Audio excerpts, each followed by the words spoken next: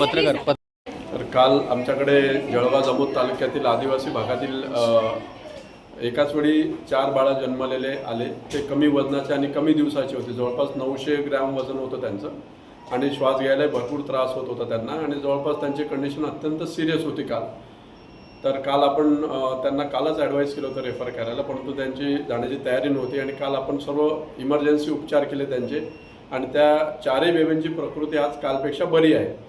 पण ते कमी दिवसाचे आणि कमी वजनाचे असल्यामुळे त्यांची फुफ्फुसांची वाढ एवढी झालेली नाही आहे. त्यांना व्हेंटिलेटरची आवश्यकता कधीही पडू शकते. त्यासाठी आपल्याला त्यांना आपण पुढील उपचारासाठी गव्हर्नमेंट मेडिकल कॉलेज अकोला येथे पाठवलेले आहे. बाकी कालपेक्षा आज 4 बाळांची प्रकृती ही चांगली आहे.